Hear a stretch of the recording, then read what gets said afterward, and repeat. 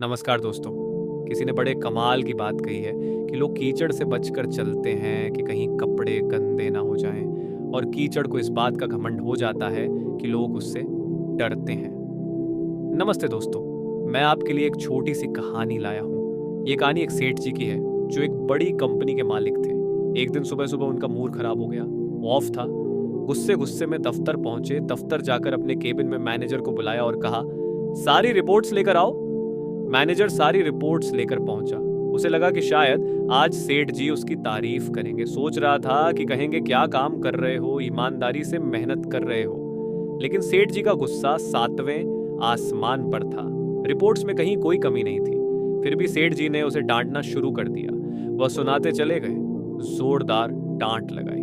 Manager जो सेठ जी की इज्जत करता था कुछ बोला नहीं, लेकिन मन ही मन सोच रहा था, इतनी ईमानदारी से काम करता हूँ, कंपनी को अपनी समझकर काम करता हूँ, और यह मुझे डांट रहे हैं। मैनेजर केबिन से बाहर निकला। अब उसका भी गुस्सा बढ़ चुका था। उसे अपना गुस्सा निकालना था। उसने अपने एम्प्लॉय की मीटिंग रखी। मैनेजर ने कहा, सब अपना रिपोर्ट कार्ड लेकर आओ, किसने कितना टारगेट अचीव किया है ये सब दिखाओ। सबसे वीक परफॉर्मर जो सबसे खराब प्रदर्शन कर रहा था उसकी क्लास लगा दी। उसे सबके सामने बेइज्जत कर दिया। जितना गुस्सा था वह सब उस एम्प्लॉय पर निकाल दिया। आज सबसे आखिरी में तुम जाओगे, उसने एम्प्लॉय से कहा। बेचारा एम्प्लॉय शाम तक लैपटॉप पर काम करता रहा। शाम में जब अपना टिफिन और बैग उठाकर निकला तो दरवाजे पर गार्ड साहब मिले। एम्प्लॉय का गुस्सा अभी भी उतरा नहीं था। उसने पर गुस्सा निकाल दिया और सुनाते सुनाते मन हल करके बाइक लेकर निकल गया। गार्ड को समझ में नहीं आया कि उस पर गुस्सा क्यों किया गया। उसने ड्यूटी आवर्स पूरे किए और घर पहुंचा।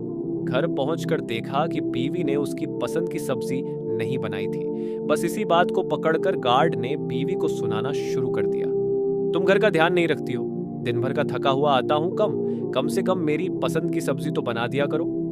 बीवी को भी गुस्सा आ गया। वो गुस्से में तमतमा कर अंदर गई। अंदर जाकर देखा तो बच्चा टीवी देख रहा था।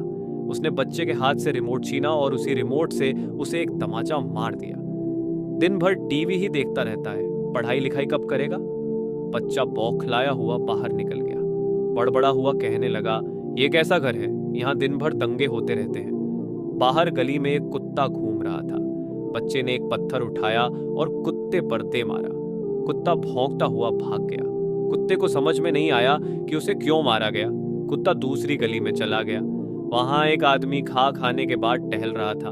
कुत्ते ने जाकर उस आदमी को काट लिया, और वह आदमी कोई और नहीं, सेठ जी थे जो खाना खाने के बाद टहलने निकले थे।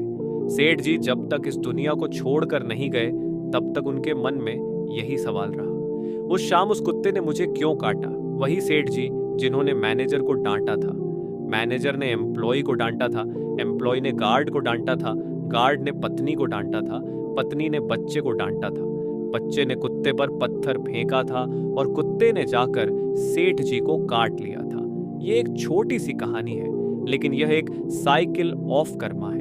कर्म घूमकर आपके पास वापस जरूर आते हैं। जिस तरह एक बछड़ा सैकड़ों गायों में अपनी मां को ढूंढ निकालता है, उसी तरह आपके कर्मों का परिणाम आपको जरूर ढूंढ निकालेगा। अच्छा कर्म करेंगे, अच्छा बोलेंगे, अच्छा सुनेंगे तो अच्छा ही पाएंगे। इसलिए हमेशा अच्छे कर्म करो। कुछ ऐसा कर दिखाओ कि दुनिया करना चाहे।